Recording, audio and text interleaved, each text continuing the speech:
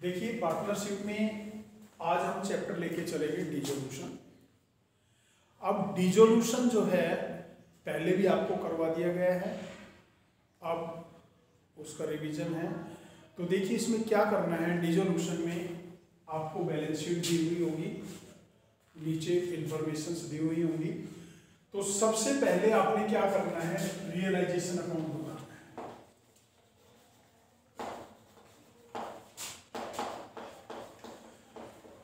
Realisation account में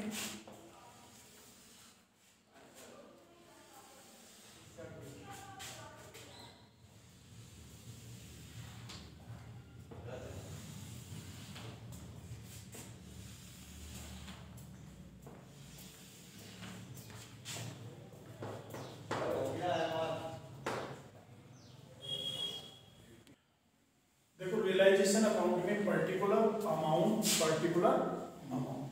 अब हम क्या करेंगे, सबसे पहले यहां लिखेंगे टू सन्ड्री एसेट्स। अब देखिए जो यहां सन्ड्री एसेट्स लिख रहे हैं, सभी एसेट्स की वैल्यू लिखेंगे और वैल्यू का टोटल करके यहां लिखेंगे। ठीक है।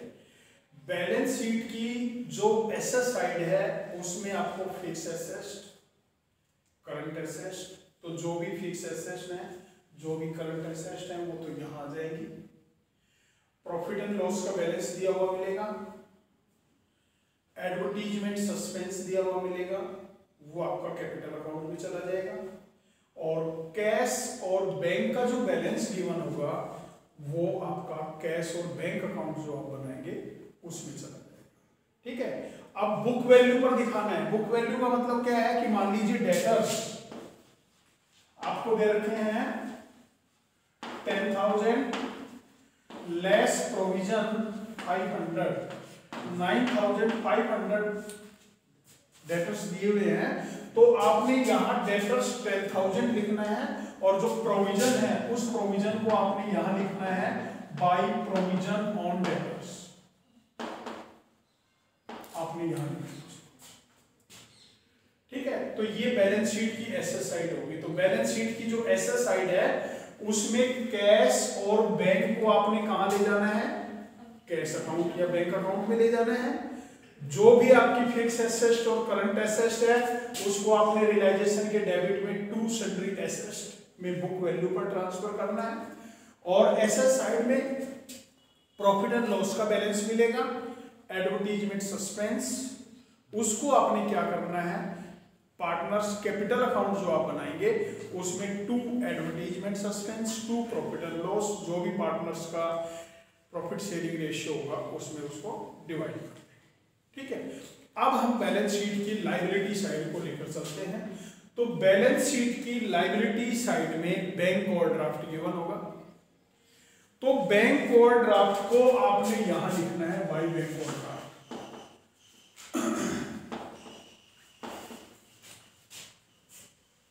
ठीक है। बैलेंस शीट की लायबिलिटी साइड में पार्टनर्स की कैपिटल गिवन होगी, कैपिटल अकाउंट में चली जाएंगी।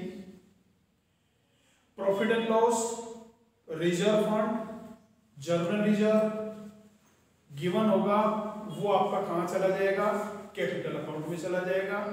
जो अदर लायबिलिटी है, करंट लायबिलिटी और लॉन्ग टर्म लायबिलिटी, वो यहां आ जाएगी, जैसे by bank loan, by provident fund,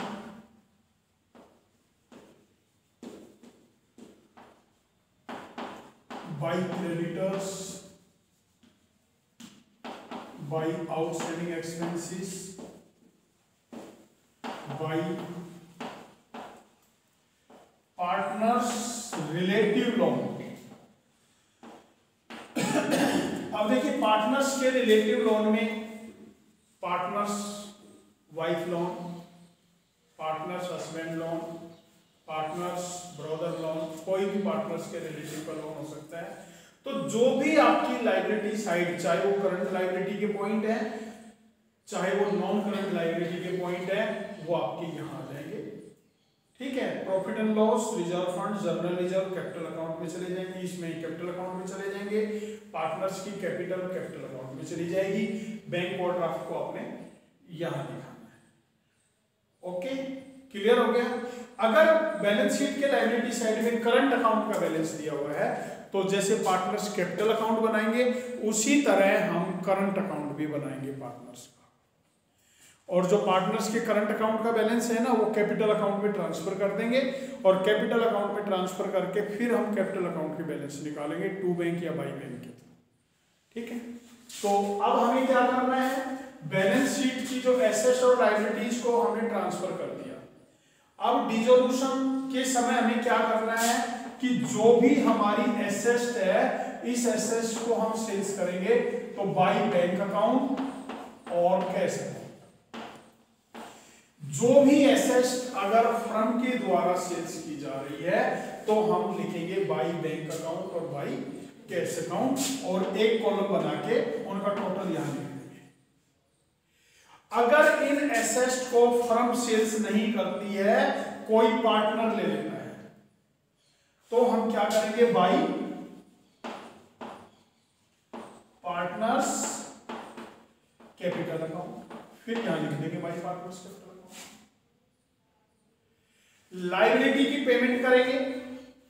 अगर लायबिलिटी की पेमेंट फर्म कर रही है तो टू बैंक अकाउंट या cash account.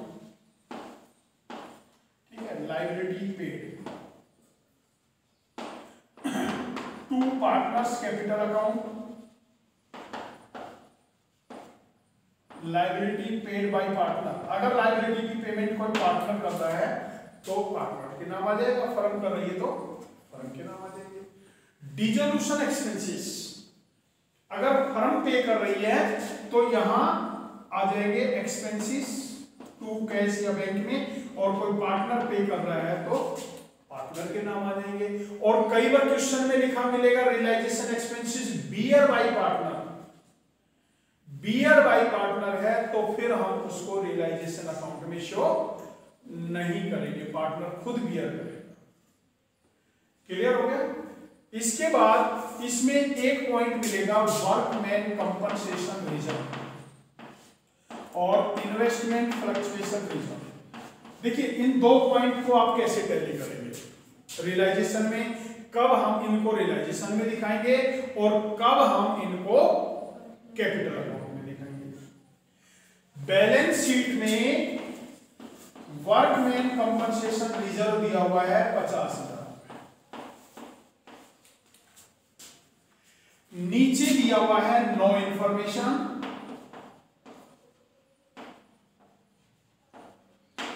Number 2 claim for workman compensation reserve is 30,000,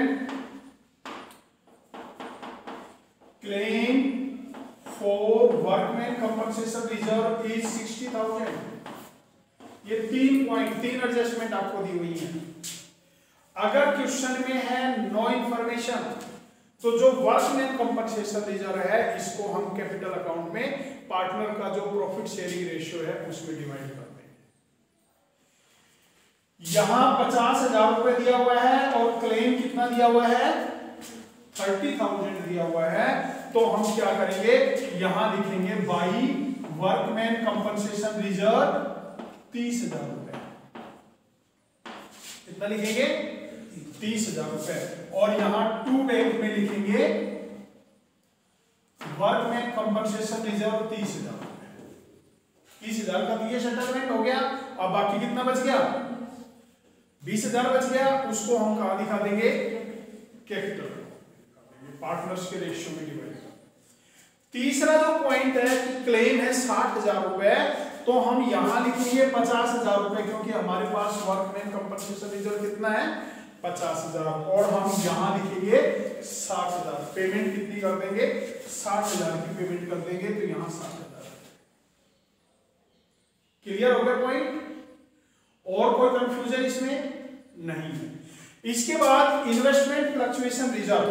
अब देखिए इन्वेस्टमेंट फ्लक्चुएशन रिजर्व दे रखा है 40,000 रुपए और इन्वेस्टमेंट दी हुई है 5 लाख। ये एसेट साइड में दी हुई है, ये लायबिलिटी साइड में दिया हुआ है। अगर बैलेंस शीट में इन्वेस्टमेंट फ्लक्चुएशन रिजर्व और इन्वेस्टमेंट दोनों हैं तो हम क्या करेंगे, इन्वेस्टमेंट फ्लक्चुएशन रिजर्व को यहां दिखाएंगे 40,000। आगे इसके बारे में पेमेंट का कह रखा है तो कर देंगे, अदरवाइज कुछ नहीं करेंगे, यही लिख के छोड़ देंगे। और यदि इन्वेस्टमेंट यहां गिवन नहीं है और इन्वेस्टमेंट फ्लक्चुएशन रिजर्व दिया हुआ है तो हम क्या करेंगे,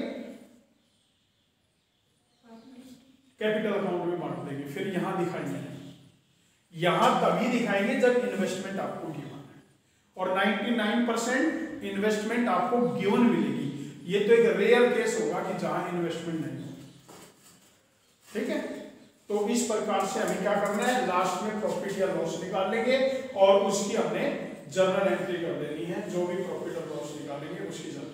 अब देखिए क्वेश्चन, अब हमें क्या करना है, ये तो हो गया आपके account, realization account, capital account, partners loan account और कैश अकाउंट, बैंक अकाउंट, ये तो हो गए। अब क्वेश्चन में डायरेक्ट जर्नल एंट्री भी आ सकती है। तो जब क्वेश्चन में डायरेक्ट जर्नल एंट्री आएगी तो realization account debit to sundry assets, realization account debit to bank, realization account debit to partners capital account, realization account debit to XYZ जो प्रॉफिट बांटोगे, ये डेबिट करेंगे टू रियलाइजेशन। पार्टनर्स ये जो assets को बेचा है, bank account debit to realization, partners capital account debit to realization. Last में जब हमने कैपिटल अकाउंट में बैलेंस निकाला टू बैंक या बाई बैंक, फाइनल पेमेंट करेंगे तो partners capital account debit to bank, अगर उनको पेमेंट कर रहे हैं, अगर उनके द्वारा पैसे लाए जा रहे हैं तो bank account debit to partners capital. ये जर्नल एंट्री है। ठीक है, अब हमें इसमें क्या याद रखना है कि जैसे XYZ तीन पार्टनर हैं, मशीनरी को X ने एक्सेप्ट किया, X capital account debit to realization, machinery को R ने एक्सेप्ट किया, bank account debit to realization, क्योंकि R पार्टनर नहीं है। अब हम फर्म किसी को बेचेगी मशीन तो XYZ किसी को तो बेचेगी, तो वहां अगर पार्टनर का नाम दिया हुआ है ना तो पार्टनर के नाम लिखेंगे, अदरवाइज बैंक या कैश लिखेंगे। कई बार क्वेश्चन में आप कंफ्यूज हो जाते हैं, कई बार क्वेश्चन में क्या आता है, मशीनरी को 5 लाख रुपए में R को कैश बेच दिया गया। मान लीजिए Y को कैश बेच दिया, Y पार्टनर है, आप लिख देंगे बाय Y कैपिटल, लेकिन उसमें ये लिखा हो कैश में बेच दिया। फिर हम Y का नाम नहीं लिखेंगे, कैश लिखेंगे, क्योंकि कैश में बेच रहा है। क्लियर हो गया पॉइंट? तो इन बातों को ध्यान में रखना है। और रियलाइजेशन एक्सपेंसेस में आपने जो है ना सबसे ज्यादा ध्यान में रखना है, realization expenses bear by partner, no entry in realization, realization expenses paid by firm, realization account debit to bank account, realization expenses paid by partner, realization account debit to partners capital। ये अपने journal entry करनी है। ठीक है।